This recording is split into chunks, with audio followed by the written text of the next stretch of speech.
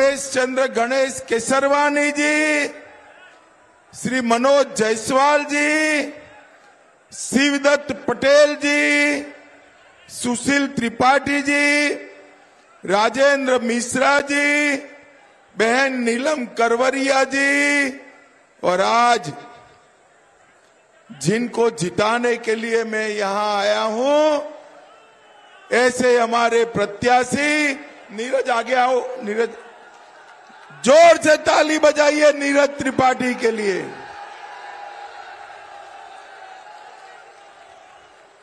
और आज सो रहा हूं प्रयागराज की सभा में इतनी बड़ी संख्या में आए हुए प्यारे भाइयों, बहनों, माताओं और मेरे जिगर के टुकड़े जैसे युवा मित्रों, आप सभी को नमस्कार। सबसे पहले मैं प्रयागराज की इस पावन भूमि को मन पूर्वक प्रणाम कर कर मेरी बात की शुरुआत करता हूं। भैया बैठ जाइए, सारे लोग बैठ जाइए, जरा प्लीज बैठ जाइए, बैठ जाइए, बैठ जाइए, बैठ जाइए, पीछे दिखाई पड़े। मैं सूर्यामाई मनकामेश्वर महादेव मंदिर, सुजावन देव मंदिर, विंध्याचल माता चित्रकूट धाम और कामता नाथ मंदिर को प्रणाम कर कर मेरी बात की शुरुआत करता हूं। जब मैं यहां आया हूं तब महामना मदन मोहन मालवीय जी, सुमित्रा नंदन पंत, सूर्यकांत त्रिपाठी, महादेवी वर्मा और हरिवंश राय बच्चन को भी याद करना चाहता हूं। और मैं आज महान स्वतंत्रता सेनानी, जिन्होंने देश के लिए अपना सर्वस्व न्यौछावर किया, श्री चंद्रशेखर आजाद और शहीद लाल पद्मधर को भी श्रद्धांजलि देकर मेरी बात की शुरुआत करता हूं। भाइयों बहनों, अब तक 4 चरण का चुनाव हो चुका है। आपको 4 चरण का परिणाम जानना है क्या? अरे जोर से बोलो, जानना है क्या? और जोर से बोलो, जानना है क्या? 4 चरण में इंडी अलायंस का सुपड़ा साफ हो गया और मोदी जी पूर्ण बहुमत प्राप्त कर तेज गति से 400 की ओर आगे बढ़ने का काम नरेंद्र मोदी के नेतृत्व में भारतीय जनता पार्टी करेगी। भाइयों बहनों,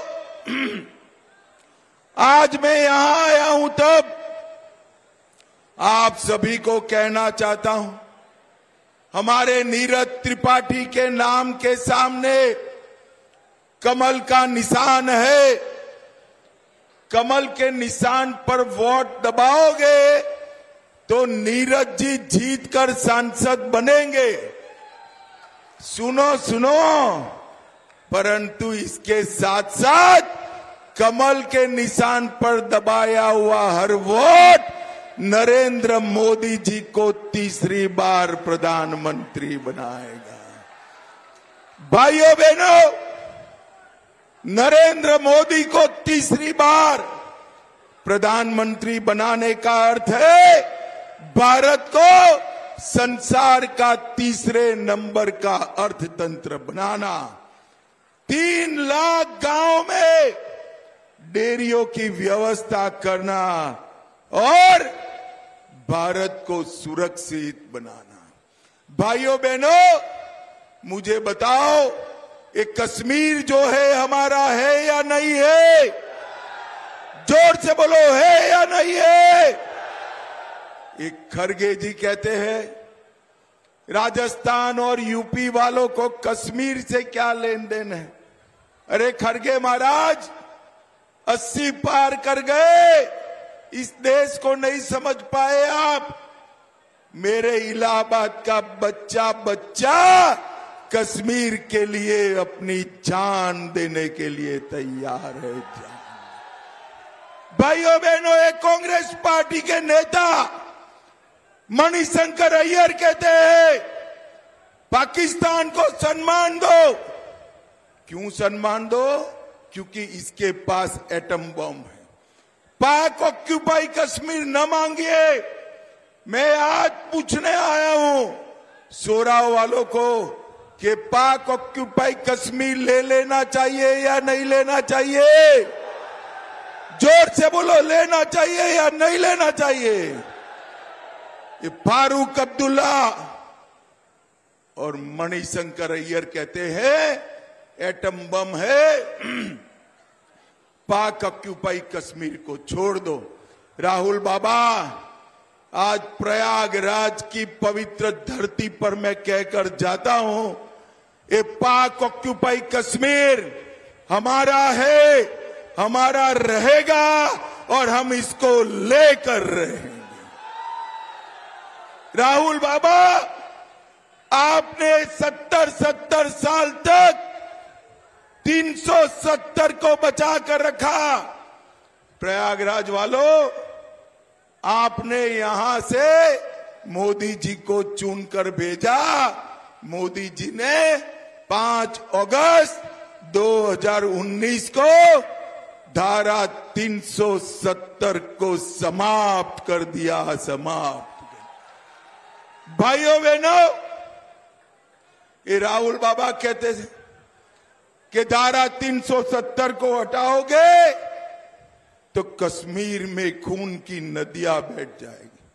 भाइयों बहनों, मैं राहुल बाबा को कहने आया हूं, खून की नदियां छोड़ो राहुल बाबा, किसी की कंकर चलाने की हिम्मत नहीं है, कंकर चलाने की। ये नरेंद्र मोदी सरकार है।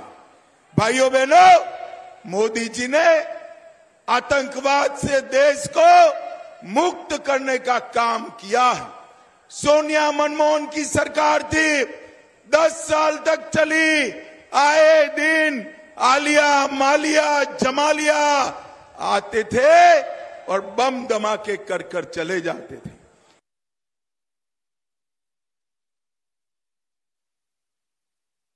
पार कर गए, इस देश को नहीं समझ पाए आप। मेरे इलाहाबाद का बच्चा बच्चा कश्मीर के लिए अपनी जान देने के लिए तैयार है। भाइयों बहनों, एक कांग्रेस पार्टी के नेता मणिशंकर अय्यर कहते हैं पाकिस्तान को सम्मान दो। क्यों सम्मान दो? क्योंकि इसके पास एटम बम है। पाक ऑक्यूपाई कश्मीर न मांगिए। मैं आज पूछने आया हूं सोराव वालों को कि पाक ऑक्यूपाई कश्मीर ले लेना चाहिए या नहीं लेना चाहिए? जोर से बोलो, लेना चाहिए या नहीं लेना चाहिए? ये फारूक अब्दुल्ला और मणिशंकर अय्यर कहते हैं एटम बम है, पाक ऑक्यूपाई कश्मीर को छोड़ दो। राहुल बाबा, आज प्रयागराज की पवित्र धरती पर मैं कहकर जाता हूं, ये पाक ऑक्यूपाई कश्मीर हमारा है, हमारा रहेगा और हम इसको लेकर रहेंगे। राहुल बाबा, आपने 70 साल तक 370 को बचा कर रखा।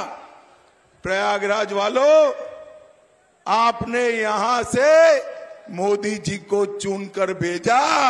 मोदी जी ने 5 अगस्त 2019 को धारा 370 को समाप्त कर दिया। समाप्त। भाइयों बहनों, ये राहुल बाबा कहते थे कि धारा 370 को हटाओगे तो कश्मीर में खून की नदियां बैठ जाएगी। भाइयों बहनों, मैं राहुल बाबा को कहने आया हूं, खून की नदियां छोड़ो राहुल बाबा, किसी की कंकर चलाने की हिम्मत नहीं है, कंकर चलाने की। ये नरेंद्र मोदी सरकार है। भाइयों बहनों, मोदी जी ने आतंकवाद से देश को मुक्त करने का काम किया है। सोनिया मनमोहन की सरकार थी, 10 साल तक चली। आए दिन आलिया, मालिया, जमालिया आते थे और बम धमाके कर कर चले जाते थे। मोदी जी का शासन आया, उरी और पुलवामा में हमला किया। 10 ही दिन में मोदी जी ने सर्जिकल स्ट्राइक और एयर स्ट्राइक कर कर पाकिस्तान के घर में घुसकर आतंकवादियों का सफाया करने का काम नरेंद्र मोदी जी ने। भाइयों बहनों, ये कुंभ का क्षेत्र है, विरासत की भूमि है। यहां नरेंद्र मोदी जी निषाद राज पार्क बना रहे हैं। भारद्वाज ऋषि के आश्रम को विकसित किया जा रहा है और अपने लेटे हनुमान जी के सामने बड़ा कॉरिडोर बनाने का काम भी भाजपा सरकार कर रही है। भाइयों बहनों, मैं आज यहां पर आया हूं तब प्रयागराज वालों तैयार हो जाना। 2025 में पूरा देश कुंभ मेले में आने वाला है, कुंभ मेले में आने वाला है। प्रयागराज वालों, ऐसा होने वाला नहीं है, मगर तनिक सोच लो, ये इंडी अलायंस का बहुमत आ जाए तो उसके प्रधानमंत्री कौन होंगे भाई? कोई है प्रधानमंत्री?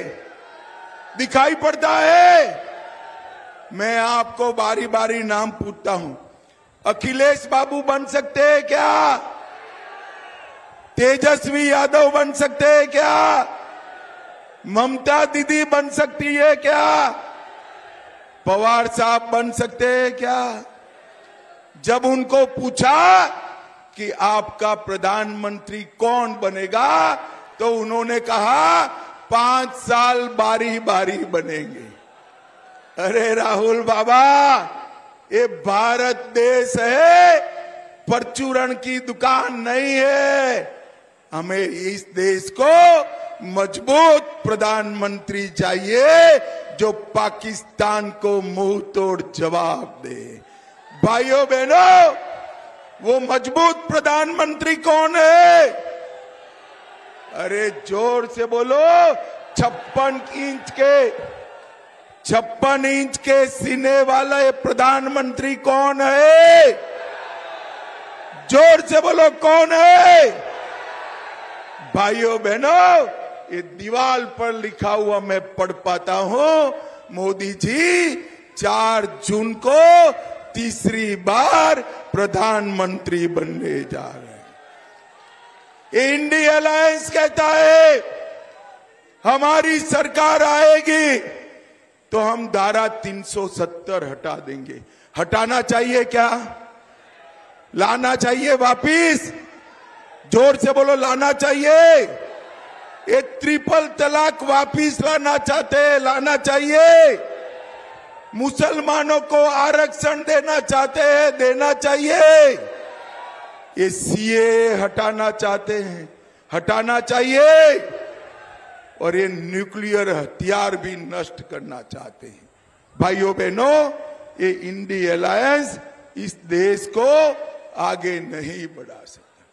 पूरा इंडी अलायंस अपने बेटों बेटी के लिए राजनीति करता है। देखिए, लालू जी अपने बेटे को मुख्यमंत्री बनाना चाहते हैं। सोनिया जी अपने बेटे को प्रधानमंत्री बनाना चाहती हैं। उद्धव जी अपने बेटे को मुख्यमंत्री बनाना चाहते हैं। स्टालिन अपने बेटे को मुख्यमंत्री बनाना चाहते हैं। और ममता बनर्जी अपने भतीजों को मुख्यमंत्री बनाना चाहती हैं। इलाहाबाद वालों, जो बेटे बेटी भतीजों के लिए राजनीति में हो, वो इलाहाबाद के युवा का भला कर सकते हैं क्या? जोर से बोलो, कर सकते हैं? इलाहाबाद के युवाओं का भला केवल और केवल नरेंद्र मोदी ही कर सकते हैं। भाइयों बहनों, आज मैं यहां बताने आया हूं, हमारी बहन सांसद थी प्रोफेसर साहिबा, देखने में तो बड़ी शांत और सौम्य दिखती है। बहन जी जरा आगे आइए। इन्होंने प्रयागराज के विकास के लिए ढेर सारे काम करे हैं। एक बार ताली बजाइए हमारी सांसद के लिए। मेरठ से प्रयागराज तक 600 किलोमीटर लंबा गंगा एक्सप्रेस वे बना। प्रयागराज में आंधवा से हंडिया तक रोड का चौड़ीकरण हुआ। 12 रेलवे ओवरब्रिज बने। फाफा मऊ 6 लेन रोपवे बना। इलाहाबाद प्रयागराज स्मार्ट सिटी में आया और 1500 सीट वाला ऑडिटोरियम भी बन रहा है। और अपनी जो हाई कोर्ट है ना, इसके लिए हैदराबाद प्रयागराज के बच्चों के लिए लॉ यूनिवर्सिटी भी बन रही है। श्रृंगवेरपुर में निषाद पार्क बन रहा है। गंगा नदी पर ओवरब्रिज बन चुका है। इलाहाबाद जनपद में पब्लिक हेल्थ लैब निर्माण की है। और नरेंद्र मोदी जी ने गरीब कल्याण के लिए ढेर सारे काम करे। सिर्फ प्रयागराज में 1,55,000 गरीबों को घर देने का काम हमारे नरेंद्र मोदी जी ने किया। 5,80,000 गरीबों को गैस का सिलेंडर दिया है। 6,50,000 गरीबों के घर में नल से जल दिया है। 8 लाख शौचालय बनाए और 8 लाख लोगों को 5 किलो अनाज देने का काम नरेंद्र मोदी जी ने किया। और अंत में मैं आप सभी को पूछना चाहता हूं, अयोध्या में राम मंदिर बनना चाहिए था या नहीं बनना चाहिए? जोर से बोलो, बनना चाहिए था या नहीं बनना चाहिए था? एक कांग्रेस सपा 70 साल तक राम मंदिर को रोक कर रखे, अटका कर रखे। इस समाजवादी की पार्टी की सरकार ने कार सेवकों पर गोलियां चलाई, हमारे राम भक्तों को मारने का काम किया। भाइयों बहनों, आपने मोदी जी को दूसरी बार प्रधानमंत्री बनाया। मोदी जी ने केस भी जीता, भूमि पूजन भी किया और 24 जनवरी को प्राण प्रतिष्ठा कर जय श्री राम। और भाइयों बहनों, जब ट्रस्ट ने इनको निमंत्रण भेजा कि आप आइए, प्राण प्रतिष्ठा में शामिल होइए, वो लोग नहीं गए। सोनिया जी भी नहीं गई, राहुल बाबा भी नहीं गए और अखिलेश और डिंपल भाभी भी नहीं गई। क्यों नहीं गए भाई बताओ, क्यों नहीं गए? अरे वो डरते हैं। मालूम है किससे डरते हैं? अपनी वोट बैंक से डरते हैं। प्रयागराज वालों, उनकी वोट बैंक कौन है? अरे आप नहीं हो सोरा वालों, गलतफहमी में मत रहना।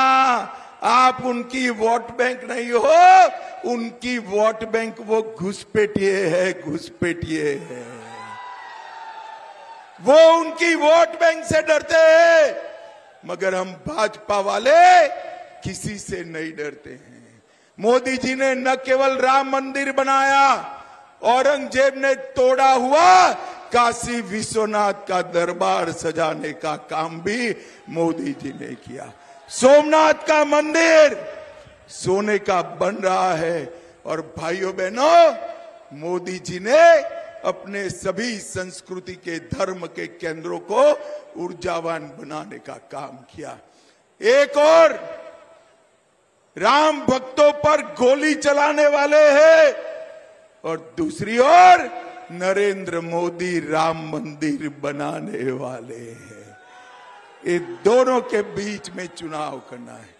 और भाइयों बहनों, हमारी भारतीय जनता पार्टी की सरकार आई 2017 में, योगी आदित्यनाथ मुख्यमंत्री बने और योगी जी ने चुन चुन कर गुंडों का सफाया कर कर यूपी को सुरक्षित करने का काम किया है।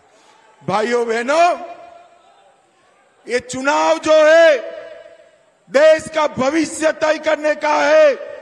ये चुनाव देश को सुरक्षित करने का है, आतंकवाद और नक्सलवाद को समाप्त करने का है, गरीबी को समाप्त करने का है और ये चुनाव महान भारत की रचना करने का चुनाव है।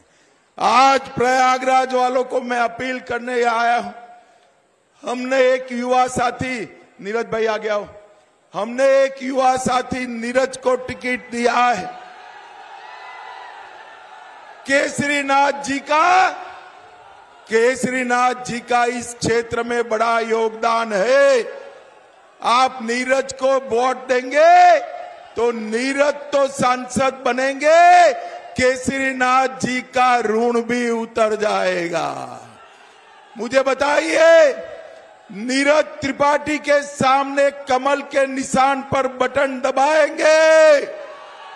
अरे जोर से बोलो भाई, अंत तक दबाओगे? मोदी जी को फिर से प्रधानमंत्री बनाओगे? 400 पार कराओगे? तो मेरे साथ बोलिए, जय श्री राम, वंदे वंदे वंदे भारत माता की। नीरज त्रिपाठी जी से आग्रह है। तो आप पूर्वांचल मिशन पर कह सकते हैं गृह मंत्री अमित शाह हैं। आज 2 चुनावी जनसभाएं करने वाले हैं। ये पहली उनकी जनसभा जिसमें आपने देखा सीधे तौर पर उन्होंने विपक्ष पर, कांग्रेस पार्टी और समाजवादी पार्टी पर निशाना साधा। और बड़ा सवाल जो अपनी हर चुनावी सभा में जनता से पूछते हैं कि अगर इंडिया गठबंधन आता है तो भाई प्रधानमंत्री कौन होगा, वही बड़ा सवाल यहां पर भी जनता से पूछा। तो प्रचंड गर्मी के बीच में आज रविवार, सियासत का रविवार आप कह सकते हैं, चुनाव प्रचार का रविवार आप कह सकते हैं, जहां पर एक के बाद एक आज जनसभाएं होनी है। मुख्यमंत्री योगी आदित्यनाथ 6 जगहों पर जनसभा को संबोधित करेंगे। दूसरी तरफ गृहमंत्री अमित शाह भी आज 2 जगहों पर चुनावी हुंकार भरते हुए नजर आने वाले हैं। आजमगढ़ में 25 मई को वोटिंग होनी है। 6ठे चरण में बीजेपी के प्रत्याशी हैं और भोजपुरी स्टार है दिलेश लाल यादव निरुआ। मुख्यमंत्री योगी आदित्यनाथ इनके प्रचार के लिए पहुंचे हुए थे आजमगढ़, और यहां गृहमंत्री अमित शाह पहुंचे हुए थे चुनाव प्रचार करने के लिए।